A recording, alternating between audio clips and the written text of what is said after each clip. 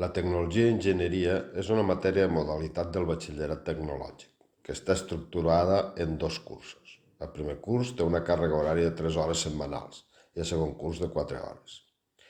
Amb aquesta matèria es pretén aplicar els coneixements adquirits en altres matèries, com matemàtiques, física, química i dibuix tècnic, en la resolució dels problemes que planteja la enginyeria. Hem d'aconseguir capacitar els alumnes perquè siguin capaços de desenvolupar projectes que permetin donar solució a una necessitat. La matèria de tecnologia i enginyeria fa una mirada sobre el que cal saber per poder desenvolupar aquests projectes. Per aconseguir-ho s'estructura en grans temes. El primer d'ells seria producció i distribució d'energia. Avui dia assistim a un canvi climàtic que ens afecta a tots. Indubtablement, la contaminació produïda per l'ús massiu de combustibles fòssils comporta conseqüències mediambientals com l'efecte hivernacle i econòmiques com l'actual crisi energètica que estem travessant a escala mundial.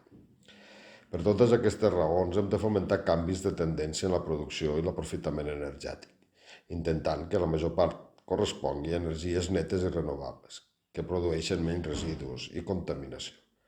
L'ús d'energies renovables és, per tant, una tendència a l'alça. El segon gran tema serien materials i les seves propietats. Els productes s'elaboren en materials que millor s'adapten al seu ús i que resulten més econòmics. L'elecció del material o materials més adequats per a una aplicació concreta és vital, si no es vol fracassar. Enginyers i tècnics han de conèixer els tipus de materials susceptibles per ser emprats i els seus diferents graus de qualitat per sopesar els avantatges i els inconvenients a l'hora de triar el més adequat. Tercer tema serien màquines. Per poder produir objectes o per poder transportar-los necessitem màquines, però totes les màquines són iguals. Estudiarem els tipus de màquines, elèctriques, tèrmiques, pneumàtiques i hidràuliques, l'energia que utilitzen i la seva eficiència. Veurem com aquestes màquines realitzen les transformacions energètiques i l'impacte ambiental que generen. Un altre gran tema serà l'automatització i control. Pretenem que les màquines treballen de manera autònoma, per això veurem les possibilitats d'automatització que tenim al nostre abast, des de sistemes purament mecànics fins a sistemes robòtics complexos, passant per sistemes d'electrònica digital, pneumàtics, hidràulics, etc. I per últim, veurem els processos de producció i organització industrial. Podem utilitzar el mateix procés de fabricació per fer una barana de fusta que per fer un microscopi? Utilitzarem les mateixes màquines per treballar diferents materials? Amb les màquines que tinc a un taller de reparació de motos puc construir un satèl·lit de telecomunicacions?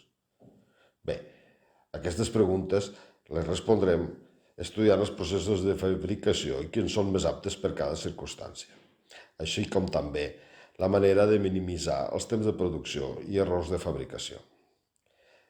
Tots aquests blocs temàtics estaran imbuïts per la necessitat de conscienciació de la limitació dels recursos disponibles i la fragilitat de l'entorn. Buscarem sempre com podem disminuir el consum, fent-lo responsable i aprofundint en el reaprofitament de recursos.